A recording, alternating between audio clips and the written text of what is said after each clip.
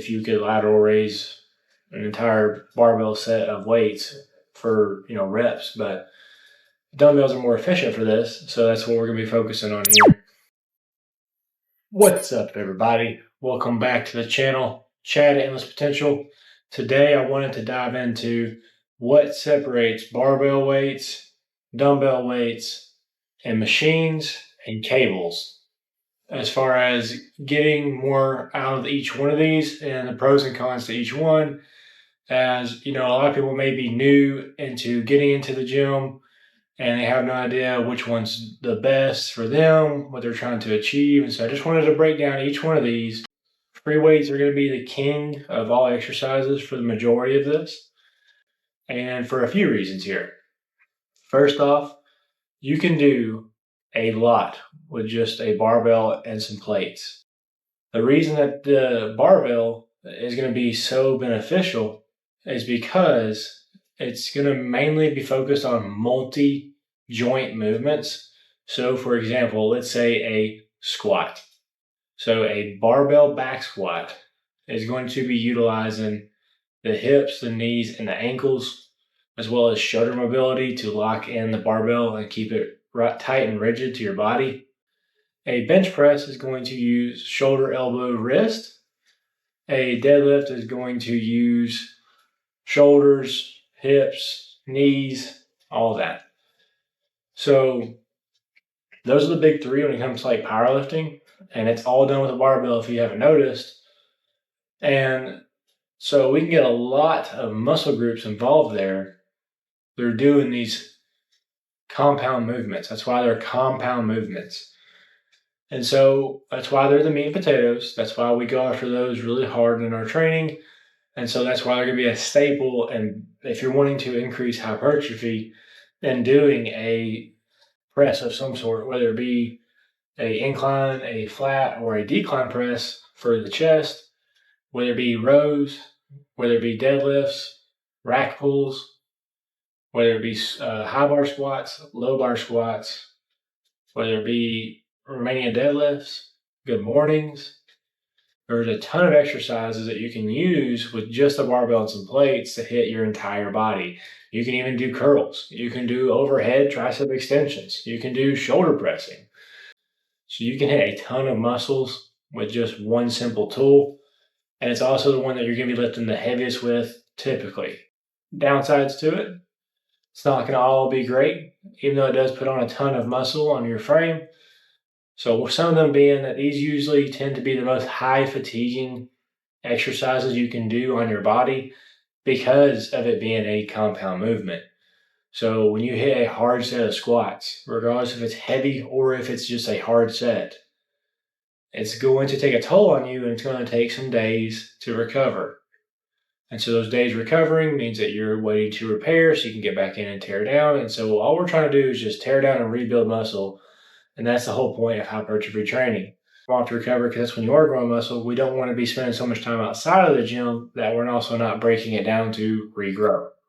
So that's where you have to figure out your frequency when it comes to these high fatiguing exercises, because you can't max deadlift every single day. You can't max bench press every single day. You can't max squat every single day.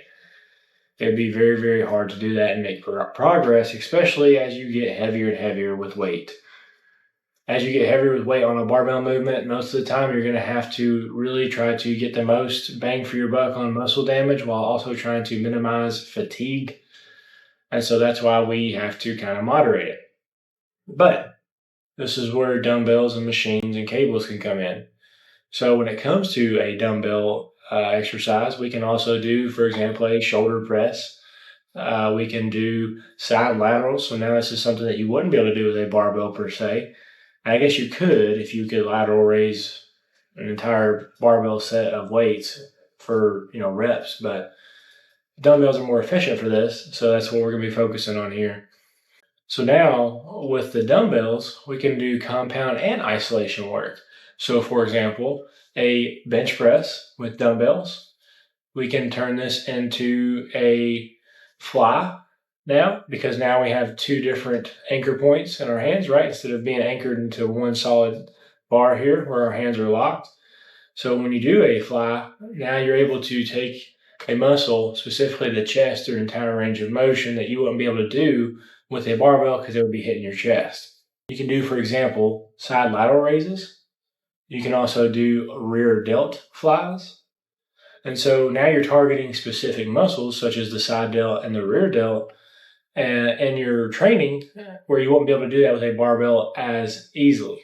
And so they're not going to be as fatiguing with dumbbells in a sense, but they are going to be some challenges to it because we have independent movement now of each hand. For example, on a shoulder press, it can be more challenging to do the same weight or even less weight to push up because now, before we were locked and it was pretty much a straightforward movement, we might have a little bit back and forth, but now each hand can move back and forth and in and out.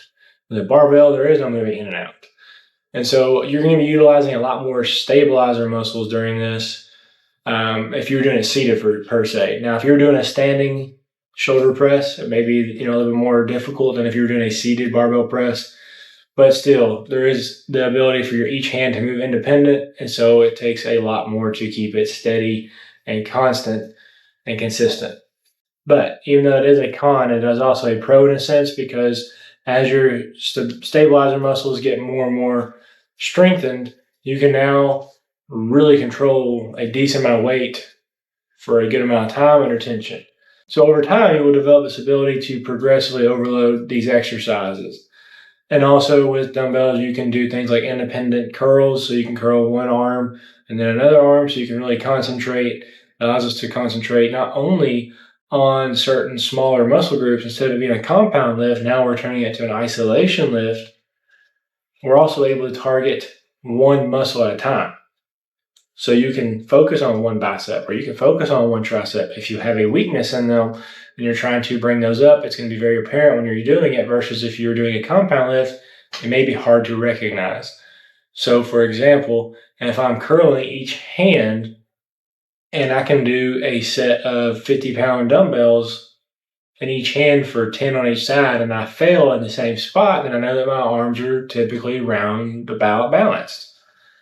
But I wouldn't be able to tell that if I did with a barbell and I did 10 reps and I failed, because then I wouldn't be able to tell which hand it was that was failing first, right? So if I was doing with a dumbbell and I failed on 7 on my left hand and I failed at 10 on my right hand, then therefore I know that there's a muscle imbalance.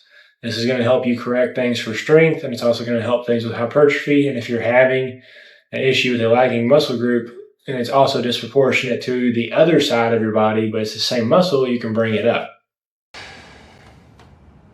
Then you have your machines. So with machines have a very, very nice sweet spot when it comes to hypertrophy training because they can simulate a lot of compound lifts. They can get rid of the negatives from doing dumbbell work like I was just talking about. So if you do a seated shoulder press from a machine, now you can just focus on the range of motion is locked in. You just focus on taking that specific muscle to failure. And you're not having to worry about the risk of injury like you would with a barbell and trying to figure out where you're going to put it when you can't do any more reps. And if there's no spotter available or anything like that. And it's very, very hard to get beyond failure because once you get beyond failure, and if you don't have a spotter, then you have to come think of safety. How do you put this barbell in a good spot, right? Especially with something like squats, like a barbell squat versus like a machine squat. So a hack squat, a pedal mount squat, a leg press, stuff like those. You can take those machines all the way to failure, and they're still compound lifts because it's multi-joint. So in a hack squat, I'm still using hips, knees, and ankles, but what I'm taking out is a lot of the load on your lower back and on your upper back, and it's just going to be on a track. So there's no change in the forward to back and left to right motion. So it's locked in. You have a set path, and all you got to do is just push that muscle and tax that muscle. And you can target that muscle, and you can make it a compound or an isolation, depending on how you maneuver your body and that equipment. I've had some shorts on this not too long ago when it comes to like hack squats, feet position, and how you can target hamstrings versus quads, and how you can target adductors. For example, with leg press, same thing here. You can get through a ton of pressing, and while it may be just as fatiguing, You can push all the way, and then most of the time, if you set your safeties in place, you can fail completely and you will be completely fine.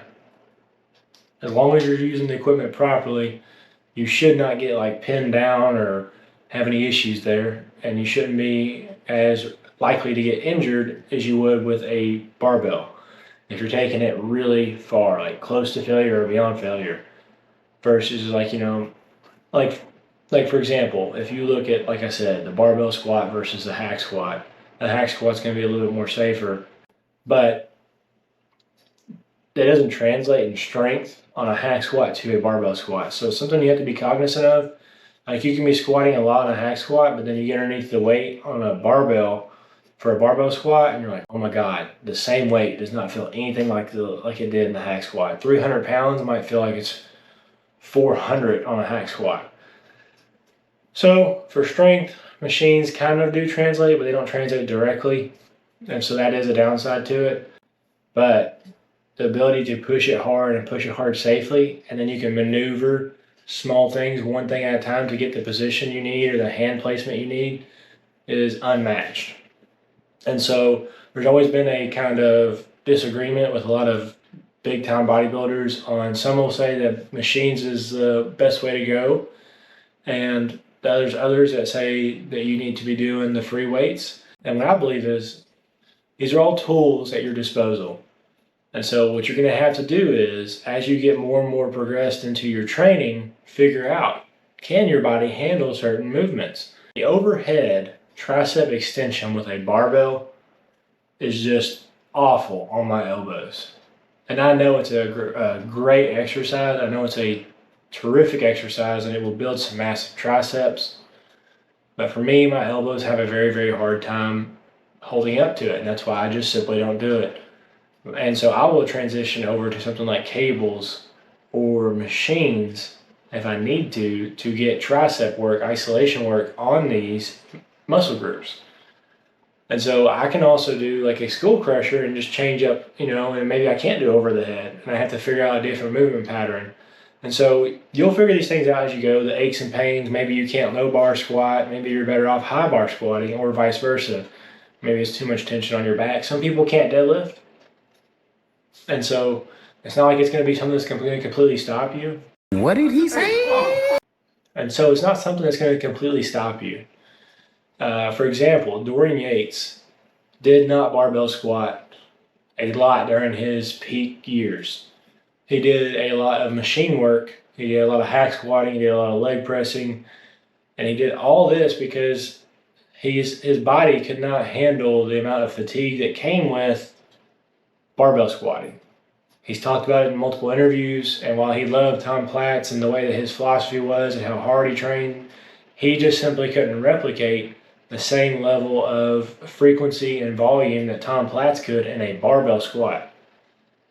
And so you're going to see this a lot across the board. Like some people will say that they don't do any flat bench, and they can grow an amazing chest. And so, for example, I do not do flat bench. I have for years before, but as I've gotten more and more progressed in my own training, the flat bench press would put a lot of tension on my shoulders. And it's not like I don't know how to bench press correctly or I couldn't progressively overload it. I've gotten well over the 300 pounds on the bar for reps here. And so for me, it just would take forever to recover on the joints.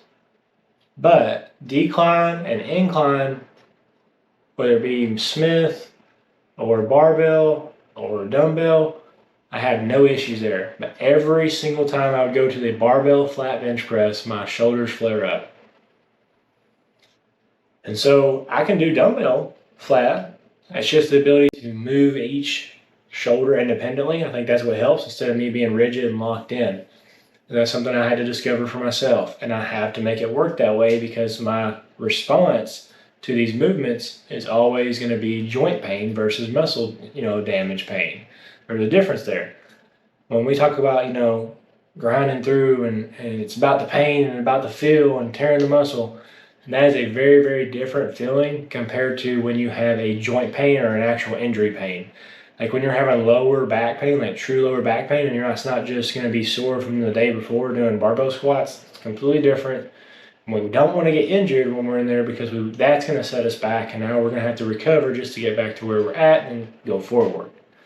We don't want to be taking steps back just to get back to where we're at, right? We want to do things intelligently. And so now we've went over barbells, we've went over dumbbells, we've went over machines. We're going to talk about cables now. Cables are in that sweet spot as well of being a machine, but they have the ability for constant tension. Because most of these cable machines are set up on pulley systems. And so I hope this helps. If it seems confusing when you go into a gym, when you're kind of trying to figure out what should I do, what should I not do, how do I figure out what equipment to use, the main thing is just figure out a program. If you can't, find a program. I've also got my own program here. I put it out before. It's worked for me.